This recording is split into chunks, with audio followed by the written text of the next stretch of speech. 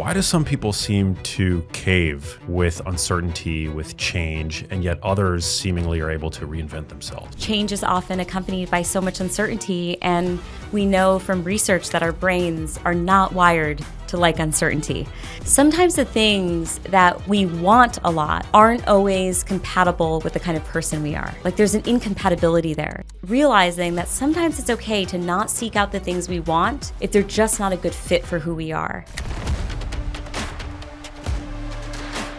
I think one of the biggest lessons that I've learned about why change is so scary is that it does threaten our self-identity. And I would encourage everyone, if you just have 5 minutes, take out your phone, go to your notes app, just jot down things that bring your life meaning and value, and keep referencing that list when life is throwing you these curveballs. And again, you'll find that it helps breed stability and a more resilient. My general philosophy is if you are kind to others, live whatever life you want to live. Yeah, and there's no timeline on change, but don't waste your time. One piece of advice that I would give to your listeners to future-proof themselves from the risk of change is to... Maya Shankar, welcome to the show. Thanks so much for having me, Max. How are you doing? I'm doing okay. How about you? I'm doing great. I'm super excited to celebrate your new book. Thank you so much. Yeah, it's such an important topic.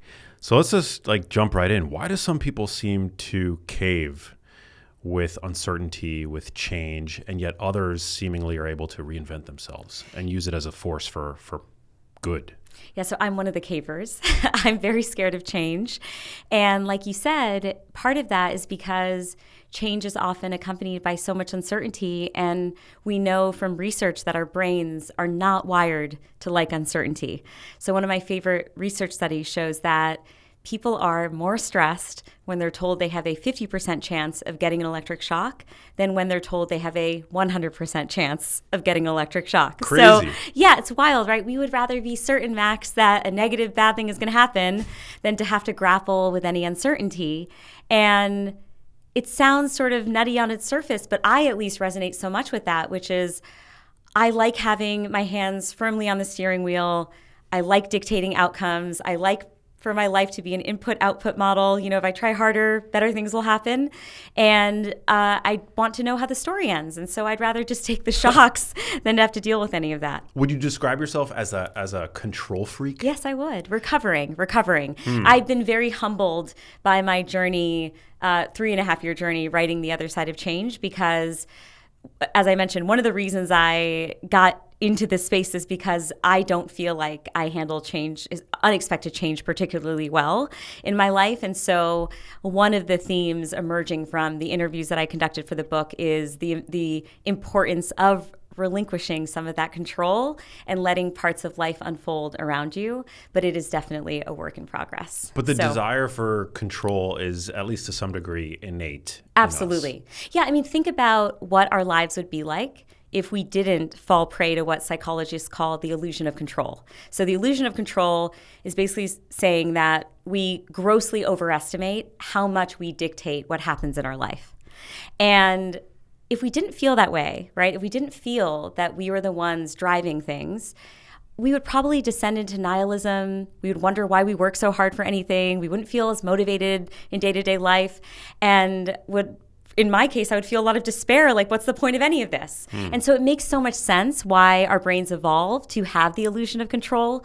The challenge is that when life makes other plans for us, right, when that proverbial anvil drops from the sky on a sunny blue sky day, and it shatters that illusion, and we are forced to reckon with the aftermath of what's happened to us, and also reckon with the true limits of our control, right? It often brings into the light that there is so much that we can't do. But as someone who does like having control and obviously hasn't been able to rid herself of that entirely, one of my goals with this book was to give people concrete strategies they can use in their own life when they are in the throes of change, or they're trying to process a past change or get ahead of a future one. Strategies they can use to change their relationship with change so that they navigate it with more peace and more possibility. How do we do it? Well, there's so many different, I have a change survival kit actually at the end of the book, but we can obviously walk through different, some of these different techniques in the course of the conversation, because, you know, it's so funny. I remember when I was dealing with a change a couple years ago, this was 2020, my husband and I had been on this very long journey to try to start a family. We had faced so many barriers and obstacles and disappointments at this point, and we finally found out that our surrogate was pregnant, and we were over the moon with joy, and then she miscarried. And I remember I felt so disoriented in this moment because I'm so used to hustling my way through challenges. I'm so used to figuring out what it would mean to just work harder, to overcome something, to get past something. Okay, I can find creative workarounds. I'm still going to get from point A to point B. But in the context of fertility and family planning, there's no such thing as working harder in the conventional sense, right? The universe doesn't really care how much you want something or, how much of your emotional life is wrapped up in this thing happening.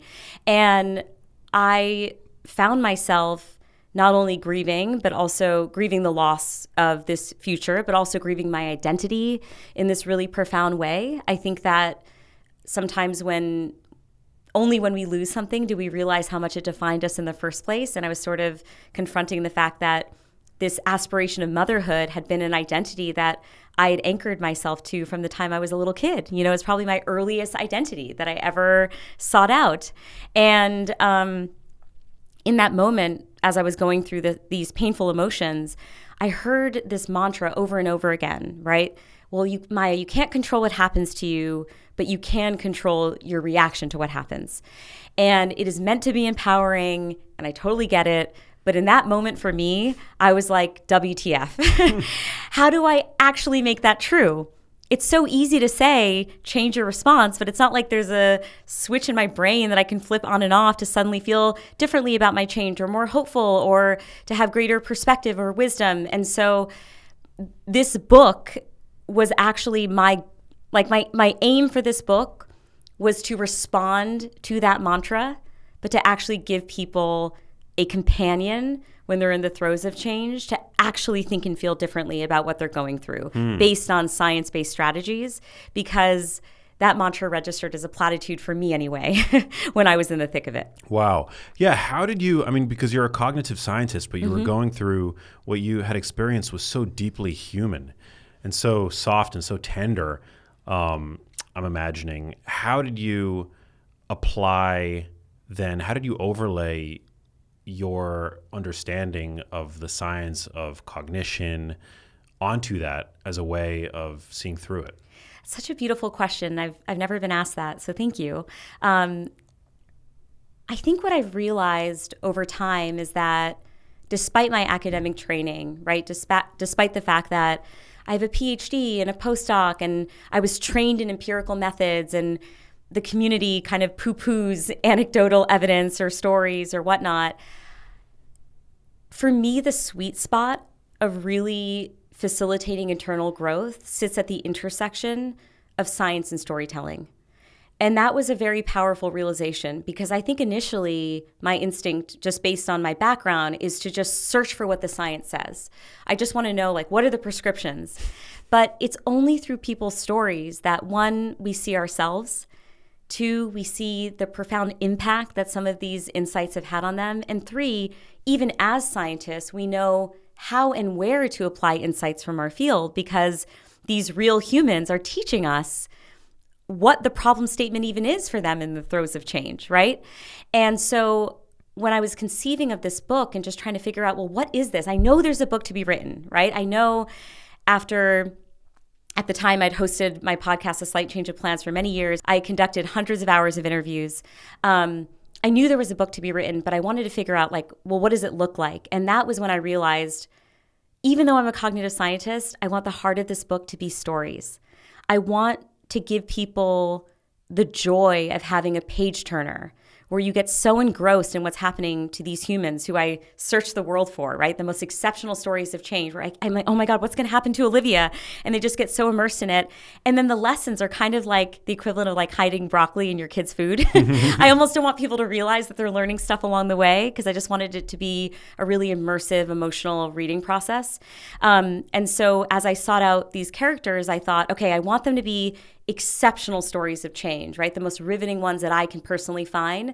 But then I want within those stories to sit universal lessons about change that can apply to each of our lives. So a good example of this is I'd interviewed two people whose stories look completely different on their surface. So there was a cancer patient who in his early 30s, despite adhering to every good nutrition practice, despite being an avid athlete, despite sprinkling chia seeds on his food, received a stage 4 bone cancer diagnosis.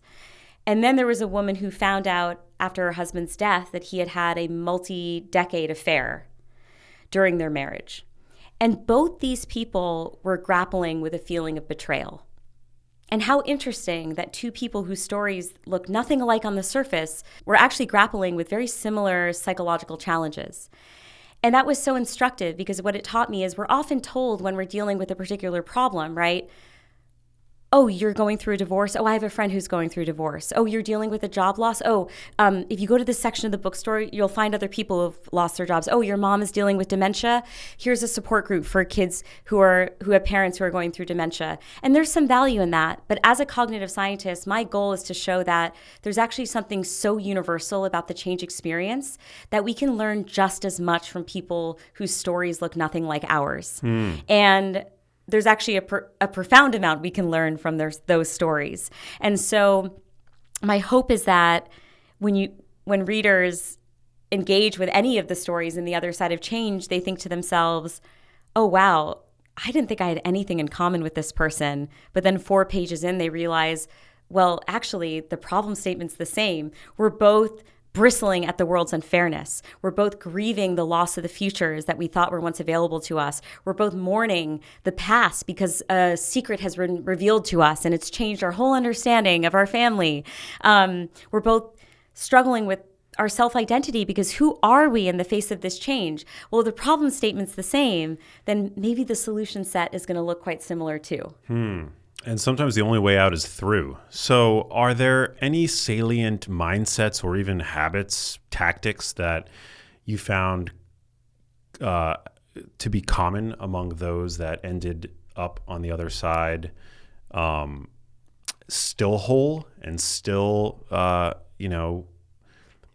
complete and with the, as opposed to being broken as so many likely would? Well, also, I want to make sure I don't romanticize the stories either. I mean, everyone went through a hell of a time because one thing that was so important to me is to truly and accurately reflect people's stories as unvarnished as they might appear, because you can read a feel-good story, but the next day you think, that has no relevance to my life because that's not my lived experience. It felt good, but what am I supposed to learn from that? So there's a lot of brokenness in this book, and I think that's what makes it real, and that's what makes the people relatable. I think one of the biggest lessons that I've learned about why change is so scary is that it does threaten our self-identity. And that was a big aha moment for me because I had wondered why in my own life during times of transition, I didn't feel whole. And I would try to rationalize my way out of the change, but there was something that felt like that did feel broken within me. And to give you a concrete example, as a little kid, I was an aspiring concert violinist. So when I was 9, I started studying at Juilliard. When I was a teenager, the renowned violinist Itzhak Perlman invited me to be his private student. I was on the up and up, and I was hoping to become a professional. And everything was going according to plan until one morning when I was 15, I overstretched my finger on a single note. I heard a popping sound. I had done damage to my tendons. And over time, despite all of my denial and recalcitrance as a teenager and the fact that I did not want to accept reality as it was, so I kept playing through pain and had surgeries and injections and all sorts of alternative therapies, I just didn't heal. And so doctors told me that this was a career-ending injury. Whoa.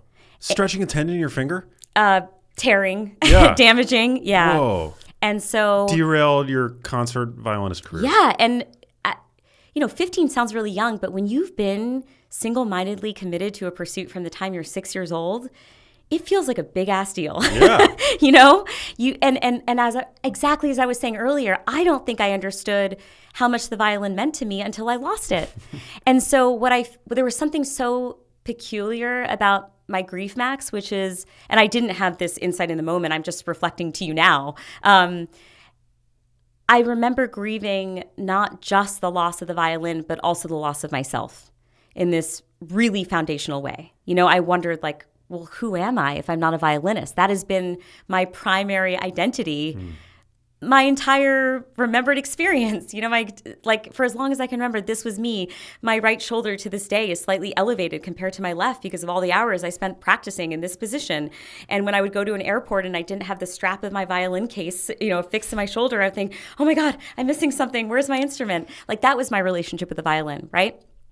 And so one piece of advice that I would give to your listeners to future-proof themselves from the risk of change, or to navigate a current change with a little bit more stability, right? Because we talked about feeling whole on the other side of change, is to define your identity not simply by what you do, but by why you do that thing. So when I asked myself about the violin, well, what did you love about the violin, Maya? I realized, oh, well, if you strip away all the superficial features of actually playing a musical instrument, at its heart, I love human connection. I love connecting with my musical peers. I love being on a stage and performing in front of people and seeing them light up with some recognition because they feel something, maybe something that they've never felt before, if I'm lucky, if I was able to touch them in that way. And that was really what made me so passionate about music, is that it was a vehicle for emotionally connecting with other people. And just because I lost the ability to play the violin didn't mean that I lost what made me love it in the first place. And so when you define yourself based on your why, when I say, oh, I, Maya, am the type of person who loves human connection, then the thought experiment simply becomes, okay, well, how else can you find a way to express that part of yourself? Through what other outlets can you express a desire for human connection? And it turns out subconsciously I've done that, right? Like, as a cognitive scientist, I study the science of human connection through my podcast, A Slight Change of Plans. It's all been about forging deep emotional connections with people right off the bat, right? I get to cut through all the pleasantries and we just go straight to the hardest moment of their life. Or in writing The Other Side of Change, that was all about these deep, meaningful connections between me and the person I was interviewing, and forging those bonds. And so I would ask people to wonder, what is their why? What makes them light up? What makes them love the things they love? Maybe that's service. Maybe that's showing their empathy. Maybe that's improving at a skill. Maybe that is being really curious, or having an outlet for expressing their creativity. It can be anything under the sun. But when you define yourself by your why, you're giving yourself a soft landing when life makes other plans, because nothing can take away your why. It's still there. It's on offer. You still feel whole. And then you just ask yourself, okay, I can't express it through this means, but are there other means that I can express it through? Beautifully put. Yeah, it sounds like what you're saying is to build a sense of resilience through uncertainty and conflict as it appears in your life, which inevitably it will. It's wise to uncouple your sense of identity from external validation, from the things that you might ascribe to your profession or even your personal life, to always sort of have a separation between like who you are inside and the world outside, which ultimately we have very little control over. Yeah, I think as a society, we're trained from the time we're little with the question, what do you want to be when you grow up? It's all about your role and your label and your profession. We're not asking people who they want to be when they grow up. What kind of person do you want to be when you grow up? And so because we're not asked that question, I think we naturally think, well, what does it mean to have a self-identity? It means to do something. And I'm not saying that that version of a self-identity is always problematic, right? If you identify yourself as someone who eats really healthily or is, really into fitness, that's great, because one, it gives you instant camaraderie with your fellow athletes. It gives you a sense of meaning and purpose every day. It probably staves off some existential angst you might feel if you didn't wake up every day with a mission. But the challenge happens when you get that curveball and you don't want to feel like nothing is intact, right? You don't want to feel like life has stripped away everything that was meaningful from you. And I really did feel this acutely, Max, on the night that we found out that there was a second miscarriage with our surrogate when we lost identical twin girls. The reason why it hurt so much was in part because I felt like it was an identity-based loss, right? It was threatening the aspiration of, well, I've always dreamed of becoming a mom, and that label is so important to me. And so if I don't achieve that label, I am not whole. But what I learned, honestly, from the process of just spending time with amazing people who are so reflective for the book was, well, what was I craving from motherhood? Can I find that in my role as an aunt to my 6 nieces and nephews? Can I find that through mentorship? Can I find that, that warmth and joy, like cuddling with cute little animals, like it takes a little bit of the emotional punch and power out of the situation so that you can at least see that a primary part of, for example, what makes me Maya is still there. Yeah, it's going back to what you were saying about healthy eating. I mean, if I defined myself by somebody who eats really healthily, that would mean that the moment I was thrust out of my comfort zone, traveling, for example, and I didn't have access to, my quote unquote healthy foods, my genius foods, that I would have some kind of like affront to my ego, and that I would be somehow broken, or any less than who I am when I'm when I'm at home. And that's just not the case. Exactly. Or if I define myself as somebody who does fitness, then, were I ever to have an injury and I wouldn't be able to go to the gym, that would be awful. But I don't define myself, with any of those activities. That's fantastic. Yeah. I think you're quite enlightened to not do that. Yeah. And it kind of also reminds me of like my career trajectory, in the sense that I wouldn't describe myself. I mean, I guess I would describe myself as an author because I've written books, and I would describe myself as a podcaster because I host a podcast, but none of this stuff really defines, like I could use them as descriptors, but they don't define who I am. Yeah. I'm defined by my why, which transcends medium, and my why is helping whoever pays me an iota of attention, helping them see through, whether it's the nonsense on social media or even the nonsense, perpetuated by the establishment sometimes, to live a healthier and longer life free of chronic disease. Yep. So that transcends medium. That's why I wouldn't define myself as an author or a podcaster or an influencer or a filmmaker, none of that. I am defined by my why, which is why I so relate to what you're saying. I love that. And it's reminding me of a story. So I was reached out to by a guy named Scott, and he was a Harvard-trained lawyer, was a Rhodes Scholar, super gifted and, high achiever. And he received a diagnosis of long COVID, which just totally upended his life. And he was unable to perform his duties as a lawyer. He's a human rights lawyer.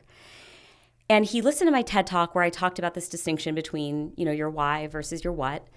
And he said that it made him reflect on the fact that when he asked himself what his why was, it was helping to give a voice to the underrepresented. That's why he was a human rights lawyer. He really cared about giving them a voice and making sure that they had representation. But because he couldn't do that, because he experienced so much brain fog and so much fatigue that he couldn't keep his day job, he asked himself what that why would look like in his new, highly constrained world. And that manifested in the form of being an advocate for fellow long haulers. And so now he's on this crusade to fight for resources, to build community for fellow long haulers, to advocate for those who are suffering as a result of some historical COVID infection. And I thought this was such a beautiful expression of this goal, this idea, because he translated something. A lot of people in his shoes might have just thought, okay, well, life is over and there's so little that I can do. There's no way that I can find meaning and purpose in this new environment. And I just love that Scott has persisted. And those outlets might change over time, but it was so clarifying for him to figure out what that why was. Yeah. I mean, you can't be tethered too tightly to the things that you do, because life has a way of throwing wrenches into your. I mean, there's that saying, right? Like, we plan, God laughs. Yeah. I've been learning that a lot Yeah. recently. So, as a cognitive scientist, from a cognitive standpoint, what's Yeah. actually happening in the brain when life does throw us the proverbial wrench? Yeah. So, I mean, one, we're mired in uncertainty. We are dealing again with these identity threats. And I think another thing that happens is we experience what's known as a focusing illusion. So, we're in the throes of this wildly unexpected event, and it's accompanied by a range of different emotions. Let's say grief, frustration, in my case, envy sometimes, right? Why did everyone else get this thing and I'm not able to get it, right? And what can happen is we can become so laser focused on having achieved that thing or achieving that thing that we are so zoomed out, we lose perspective on our lives as a whole. So another way to actually combat the identity threat is to engage in what's called a self-affirmation exercise.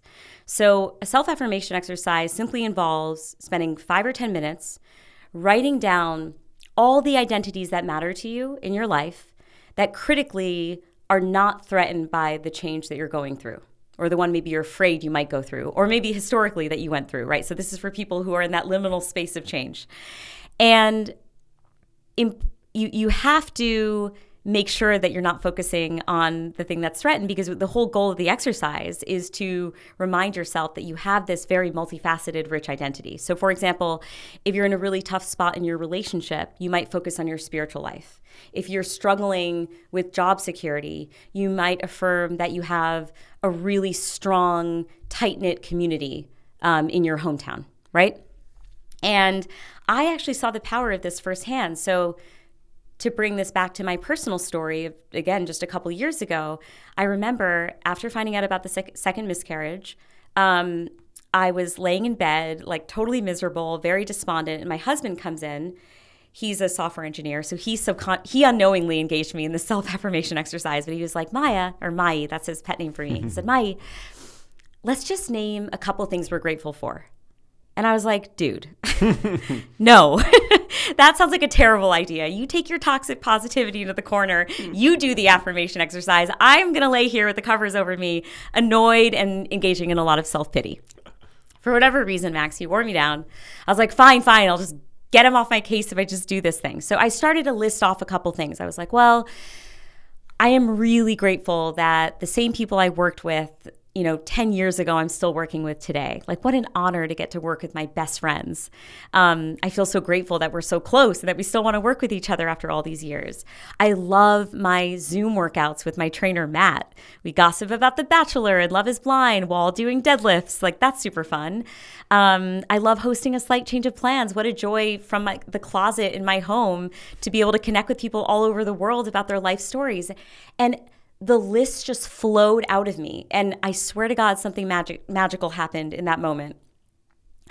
As I did this exercise, all of a sudden the aperture of my camera lens changed and it zoomed out.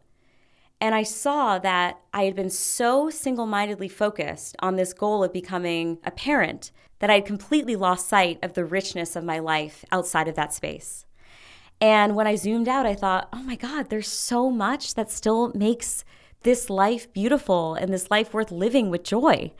And did I go to bed happy that night? Of course not. I was still grief-stricken.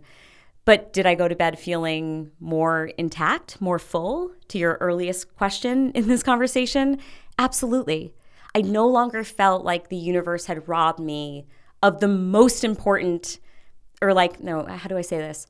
I no longer felt like the universe had robbed me of everything, which is how I had emotionally felt before doing this exercise. So again, I would encourage everyone, if you just have 5 minutes, take out your phone, go to your notes app, just jot down things that bring your life meaning and value, and keep referencing that list when life is throwing you these curveballs. And again, you'll find that it helps breed stability and a more resilient, bigger, more expansive identity. Wow. Yeah. Gratitude. It's super, super important. It's something that comes up again and again. Is that something that you recommend making a daily practice or weekly or monthly or? Yeah, you don't have to do it often. I mean, I think the thing about our self-identities and our values is that, at least in the short term, they tend to stay relatively stable, right? So you could make it an exercise at the beginning of every month, right? Maybe you just started, maybe you just joined a pickleball club for the first time. Add that to your list. Make those friendships meaningful and powerful in your life, because we will often disregard certain identities because we simply take them for granted. We just never have put in the reflective energy to remember how much they matter or how much we would miss those things if they were to go away, because we've just always taken them for granted. Do you think that we've talked a little bit about, or at least the concept has come up on occasion, the concept of post-traumatic growth. You often hear about post-traumatic stress, right? Yeah. But post-traumatic growth, is that something that's empirically grounded in science? Is that a measurable phenomena, or is it just like new age woo? The research is complicated in that space. One thing I will say for sure that I have observed and that I believe the research justifies is that on the other side of a big change, we will absolutely become new people with new capabilities and new values and new perspectives. And there is a bias in our brains that often leads us to forget this fact. So it's called the end of history illusion. And basically what it says is that while we fully acknowledge that we've changed a lot in the past, so if you showed me, 10-year-old Maya, 20-year-old Maya, I'd be like, whoa, that is a totally different person. # cringe. I don't want to see, I'm so different. I don't even relate to this person. But if you were to ask me, Max, well, how much do you think you're going to change moving forward? I'll be like, oh, no, dude, I'm all set. I'm good. What you see is what you get. This is a finished product. And so we falsely believe that who we are now in this very moment is the version that's here to stay. But we know, of course, that we're going to keep changing. We are always changing. And importantly, a big change in our lives will accelerate these internal shifts within us, because when we are thrust into a new environment, the demands and stresses that are often quite unique reveal things to us about who we are. So you can think of change as revelation. You're often unearthing parts of yourself that were hidden from view prior. And then you can make choices that steer you in a different direction. And so I find there to be a lot of hope in this message, because while the people I interviewed were not thrilled that the change happened to them, I mean, who would ever invite illness into their lives or loss? All of them were deeply grateful for the person they became on the other side of change. They felt that they had a greater understanding of self, and that they were either wiser or more confident or more filled with hope and a greater sense of possibility, or that they revisited beliefs that they had carried since childhood that had been holding them back, And I am the first person to be very skeptical and cynical when someone's like, there's a silver lining to change. I'm allergic to 2 things: 1, soy, and 2, platitudes, cliches. I don't like cliches. And yet I witnessed this within myself, which was the most profound part of this journey writing this book, because it was so wildly unexpected, right? I was navigating my own stuff, right, while I was conducting all these interviews. And if you had asked me on that same night I was doing the self-affirmation exercise, Maya, are you ever going to feel fully whole not being a parent? I would be like, no. Are you ever going to feel like there's anything redemptive that comes from this? I would have said, no. Is this only going to be negative in your life? And I would have said, yes. And yet I'm sitting in front of you today, years later, I'm still not a parent. And you are seeing me the happiest I've ever been, the most curious I've ever been, and the most hopeful I've ever been. And I could never have anticipated that trajectory within myself. I would have called BS on it. I would have been like, there's no way I can get to that point.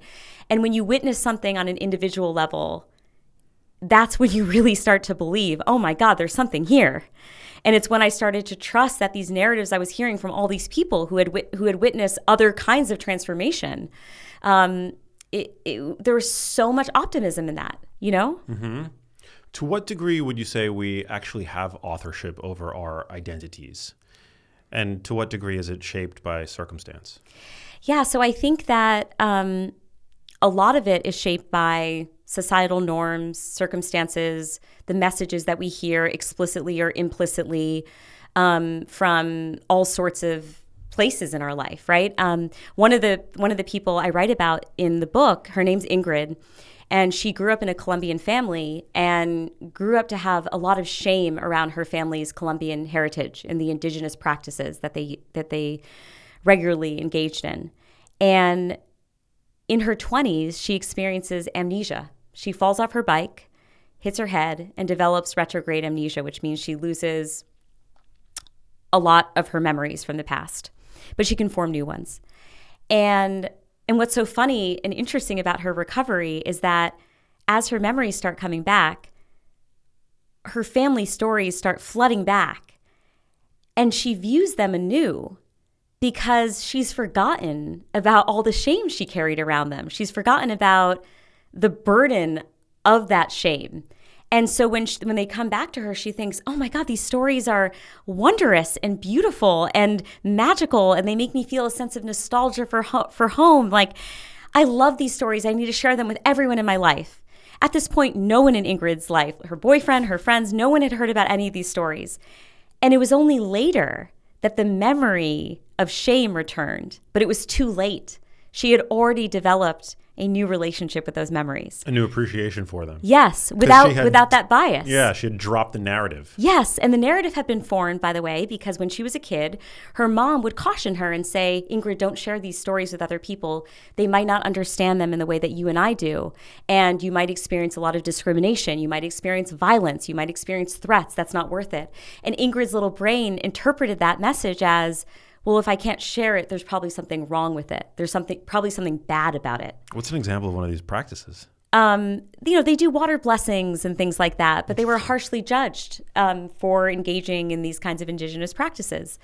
And so, but even like the skepticism you have right now, like, why would she be so embarrassed? Well, I chose a really exceptional story where someone literally lost all their memories to prove a more basic point, which is that all of us are carrying belief systems that in some way might be antiquated or unjustified because we absorbed those ideas and those beliefs and that understanding of the world and ourselves and our family and our communities based on a lot of imperfect information, based on a lot of biases and heuristics that aren't based in real information, that aren't based in fact, and that are worth revising.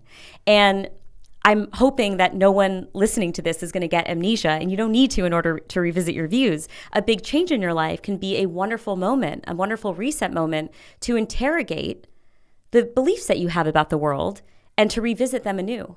So an example of this is one woman that I interviewed, Tara. She had a very traumatic experience in childhood where her father, a veteran of the Vietnam War, committed suicide because he had severe PTSD. And she developed a deeply avoidant attachment style in response to that experience. And it was only through another change that she experienced in adulthood that the depth of her avoidant attachment was made salient, and she could now revisit that and slowly work her way step by step towards a more secure attachment. And that's what I mean by change as revelation, right? When a bad change happens to us, it can feel like we're going through a personal apocalypse. And the interesting thing about the word apocalypse is that it comes from the Greek word apocalypsis, which actually means revelation. And so change can upend us, yes, but it can also reveal things to us. And that's what happened for Tara. It was revealed through the second change. Oh my God, I'm not able to form these deep emotional connections with people. I'm just too scared. And today, Tara's life is brimming with deep connection and beautiful relationships as a result of the work she's put in to actually modifying her attachment style. Wow. Like, sidebar, attachment styles, contrary to popular belief, because I know you like busting myths that float around Instagram, the attachment style you form in childhood is not your destiny. And there are actually practical steps you can take to work towards a secure attachment, which I talk about in The Other Side of Change. But that aside, Tara is now living a life that's brimming with love. Ingrid is now living a life where she's a Pulitzer Prize finalist because she wrote a memoir about her family's history that was actually beloved by readers worldwide and has now developed a completely new relationship with her family story. And that's the beauty of change, right? It gives us these moments to think, what beliefs am I carrying that are holding me back? Wow. Yeah, I'm deeply embarrassed about my culture's love for gefilte fish, and that's something that I never intend on relinquishing. I'm going to continue to be embarrassed by it. I love it. Yeah, some beliefs are worth carrying. Yeah, but no, but there is, there are examples in my life of like, narratives that I once held strongly to be true about myself, and I've made a point to challenge them. Yeah. I remember when I was like growing up. One day, like when I was a child, I ate like way too many Reese's Pieces, and I got so sick. I ate so many of them that I got so sick as a result that I convinced myself that I was allergic to the combination of chocolate and peanut butter, which of course I wasn't. But then some years later, I decided to challenge that narrative that I held about myself, that I was like allergic. Like there was like a good couple years where I would tell my friends that I was like allergic to like Reese's peanut butter, and I definitely wasn't. And I tried one just in the hopes that like maybe that narrative was false. And of course, lo and behold, I was not allergic to them, and they're one of the most delicious combinations of flavors that a human being will ever encounter, right? And I feel like I do this regularly with various things, whether it's foods or practices, behaviors, activities, whatever. In general, I'm like against physical risk, so there are certain things that I just won't do. Like I don't like to ski. I don't like to put myself in harm's way. Yeah. But like even what's another food, like mackerel. Like I love sushi. Sushi is one of my favorite foods, period. And I was always like terrified of eating fish that had like the skin on it, like mackerel, the silver skin that you get on like a piece of mackerel nigiri. But it's one of the healthiest foods. Like mackerel is like a great source of omega-3 fatty acids, and a lot of people love it. So I challenged myself one day a couple years ago to just try it. And now it's one of my absolute favorite pieces of nigiri. So I just think it's like really important, once you're able to grasp that your time on this planet in these bodies is finite, you owe it to yourself on regular intervals, to update your sort of like whatever narratives you have about your preferences. Yes. It's just, super I think important. I think that's totally right. And I think we sometimes mistakenly believe that the beliefs we have are the result of conscious, deliberate reasoning, right? But actually, the large majority of beliefs we have were just subconsciously integrated into our psyche without any deliberate thought. They are really influenced by just the family we grew up in, or the culture we happen to be raised in, or the messages we saw from public figures or pop culture or what have you. And I think one challenge is that we all have what's called a narrative identity, right? So we have an understanding of who we are, and we really value consistency and continuity in this narrative identity. And so when we pick apart a certain belief, it can disrupt the tapestry of that narrative identity. But that's such an important part of growth, is asking ourselves, well, actually treating, and this is stuff that Adam Grant talks about, treating our beliefs like we would treating the beliefs we have through the lens of a scientist. So how did I get from point A to point B in my thinking? How would my beliefs be different if I had been born in a different time or place or into a different family? What evidence would, in theory, convince me to change my mind? That's my favorite one, because it presupposes that something ought to change your mind. If you eat peanut butter and chocolate together and you don't throw up, that's pretty good evidence, right? And if you're like, no, even if I didn't throw up, I would still believe that it made me sick, well, then there's an inflexibility of spirit that you probably need to work on, right? Yeah. But most beliefs that we have are not actually sacred entities. They are worth revising. They are worth revisiting and worth challenging. And by the way, one of the reasons why today I'm able to say, despite life making other plans for me, despite the fact that I'm not a parent today, I'm still so happy and so full, is that I had to challenge decades old beliefs about what it meant to be let me think about how I want to say this. What it meant to be a woman in this society who's valuable, because there were cultural influences that were telling me, well, if you don't have children, like you're not fulfilling your primary goal in this society, right? Which is so problematic on so many levels. But my little kid brain took that seriously. She saw motherhood as the end destination, as the end all be all when it came to life's meaning. And it has been a very freeing process to slowly untangle that and to say, oh my gosh, of course you can live a full life without children. Of course women don't need to do this thing in order to have value, but we face so many stereotypes and so much stigma that it is very hard to actually proactively challenge those beliefs. But I'm so grateful that I'm by the way, it's a work in progress because the cultural forces are so strong. But I'm every day chipping away at some of those earlier notions. And it's been, again, very, very liberating for me. Yeah, no, I love that. Yeah, I don't think you have to have, it's like whatever society's like preordained script is, like you don't owe society anything. Like you can literally live the life. You only get one shot at so this life. true. Live it how you want. Yeah, and there are so many ways to live a good life. You know, people will tell, oh, I get told all the time, you'll never know true love, right? If you don't have a child. And I'm like, feel pretty damn in love with my husband. If that's the full love I get, like I'm really happy with that. That's good enough for me, right? And so I just feel like there's, again, people will pass so much judgment on you and the choices you make. But my general philosophy is if you are kind to others, live whatever life you want to live. And if you are consciously making choices to prioritize your happiness and the happiness of others, like I'm cheering you on. Like you do you, you know? Yeah, and like there's no timeline on change, but like, you know, don't waste your time. You know, I think everybody hears stories of like people who've come out of the closet like really late in life, and it's like it's always kind of like a little bit sad, you know, like thinking about all the time spent living the life that wasn't meant for you. Yeah.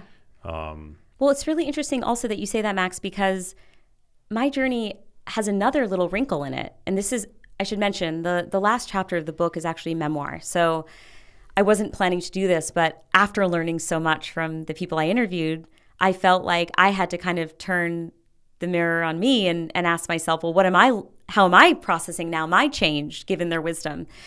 And I had actually had a lot of anxiety around the idea of being a parent because I have hyper empathy towards kids and I'm very troubled by suffering.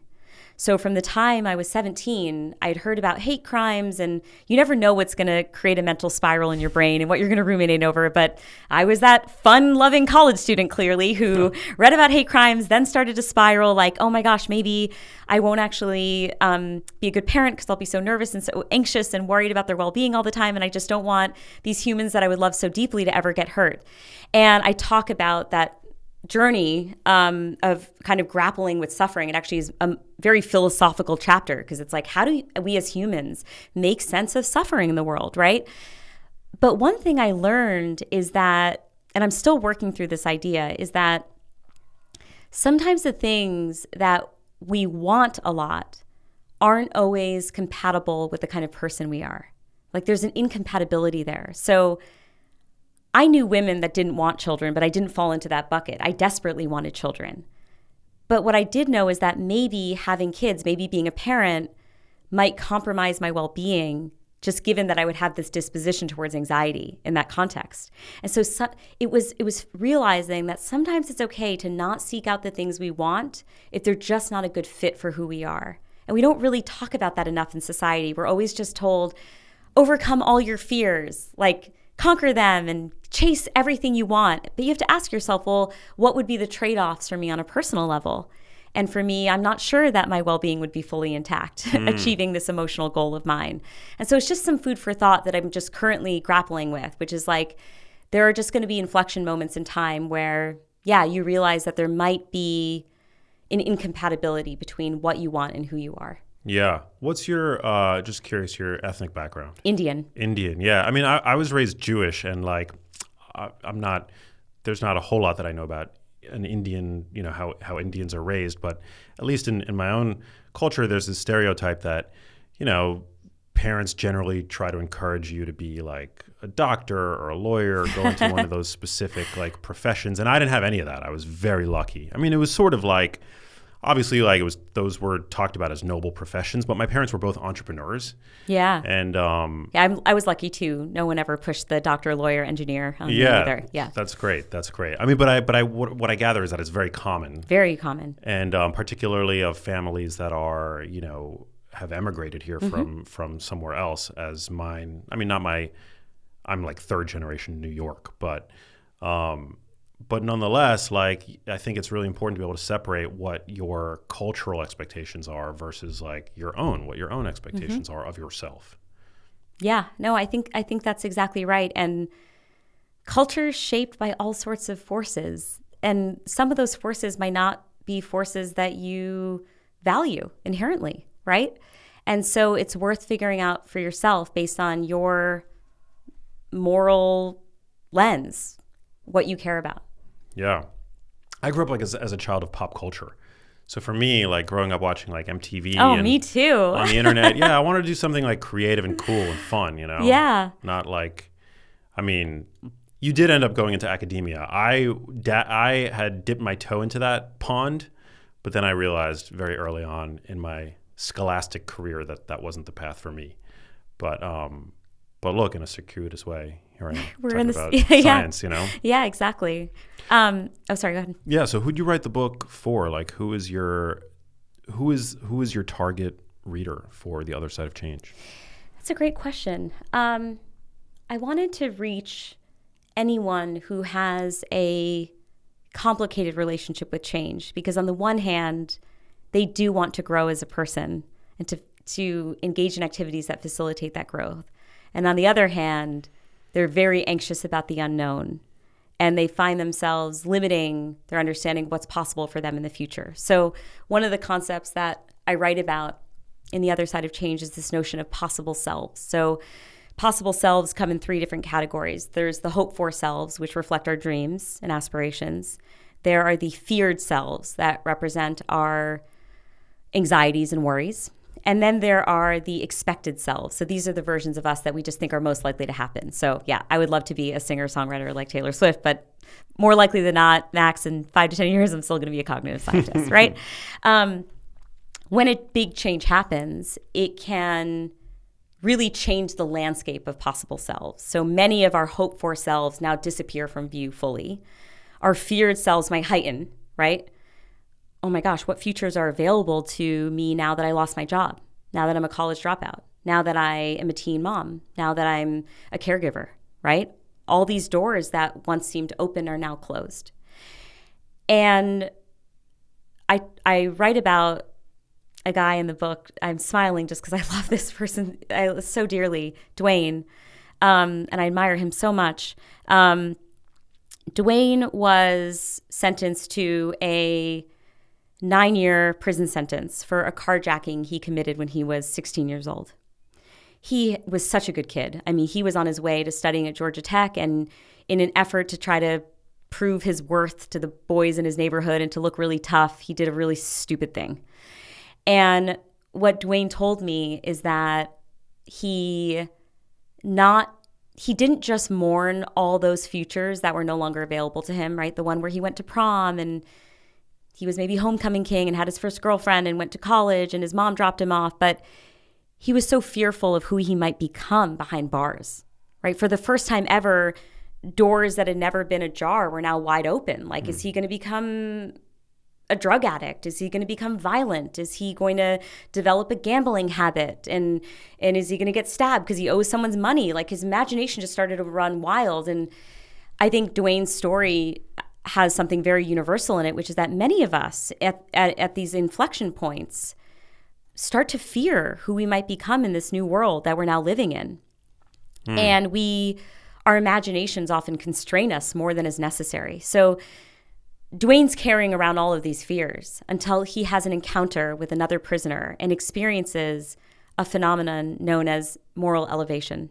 So moral elevation is that warm, fuzzy feeling we get in our chests when we witness someone else's outstanding behaviors. So it might be their kindness or self-sacrifice or their courage or their resilience or their ability to forgive. And moral elevation doesn't just feel good, it actually changes our brains. So when we witness someone defy our understanding of what humans are capable of, it cracks open our own imagination of what we ourselves are capable of. So in this particular situation, he sees this guy, Bilal, who defies all of these stereotypes that Dwayne has about what prisoners are like. Bilal cares for the younger boys in prison. He teaches them how to box as a way to protect themselves from violence. He gets up an hour before the guards come for count. He does 250 push-ups. He irons his prison uniform every single day. Everything's super clean cut. Dwayne said that Bilal carried himself like a man in uniform, right? That he was taking this active step to say, no, this is my identity. And one of Dwayne's quotes in the book is that Bilal taught him what it means to be lovely, which just makes me want to cry. And so it was with that experience of moral elevation that when Dwayne, a couple weeks later, encounters a book of poetry, and one poem speaks to the experience of young boys of color and their experience in prison, that his imagination now allows him to think, well, maybe I could become a poet. I can't do what Bilal's doing for the younger boys because I'm not very strong and kind of physically intimidated, but I can absolutely use my words to dignify and record the experiences of others. Fast forward a few decades, Dwayne today is a Yale Law School graduate. Wow. He's a MacArthur Genius Prize winner, and he writes some of the most stirring, moving poetry I've ever read in my life. That's the power of witnessing these acts of moral beauty in the people around us. And moral beauty is available to us anywhere if we're just willing to be a keen observer.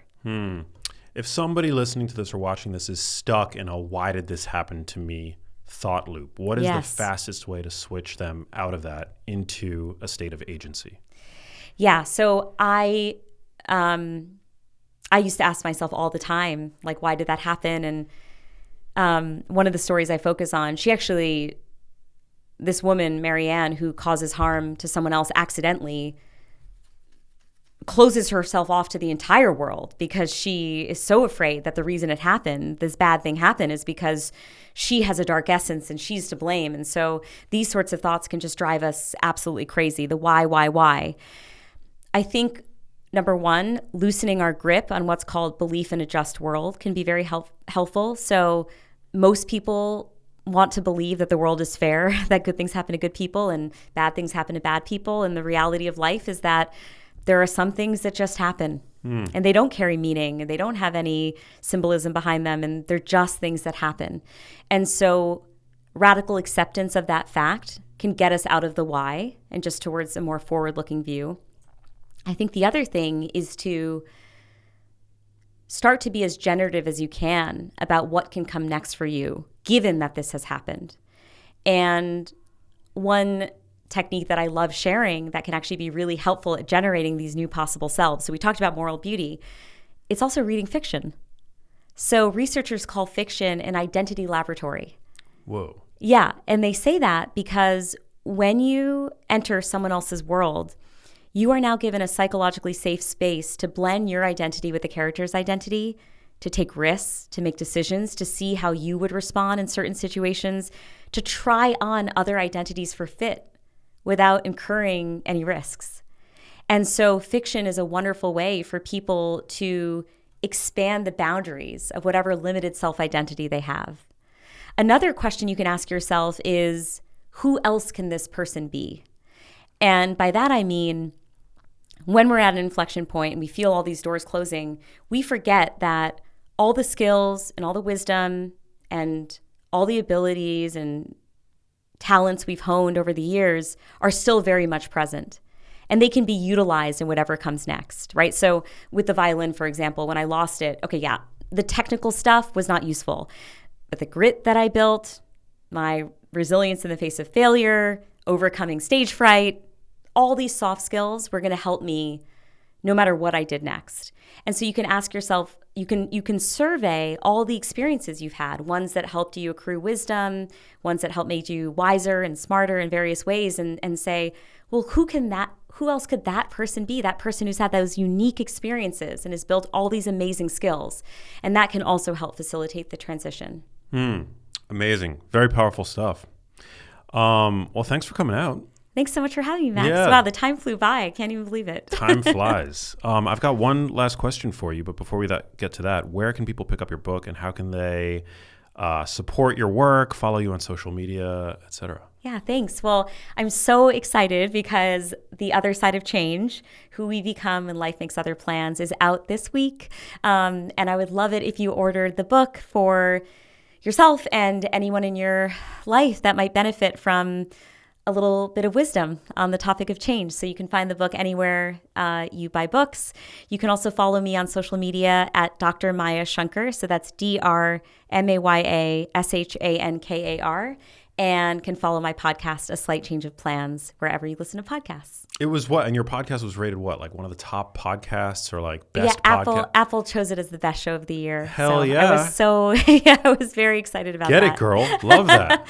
Thank you so much. I mean, I think it actually just speaks to the resonance of this topic, which is that people are so desperate for answers and for solutions. And I think we're in a moment in time right now that is quite dark, and it is hard to feel hope and optimism. And we are all finding ourselves in these mental spirals. In fact, I devote an entire chapter to breaking out of rumination, to breaking out of these mental spirals, and give people a ton of techniques they can use to try and emerge from them, because they can feel inevitable, right? You turn on the news, you go on social media, there's just negativity all around. And so I do feel like a better person for having written it, and I'm hoping people feel better for having read it. Hell yeah.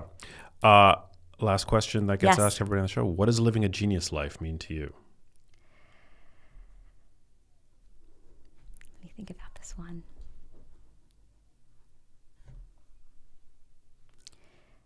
I think feeling understood by another person is one of the greatest gifts you can give anyone.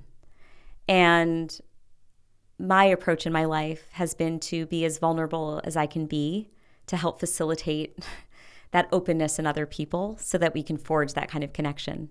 And so I think the degree to which we can open up our hearts and minds to other people in their lives so that they really do feel fully accepted is living a genius life. Word up. I love that.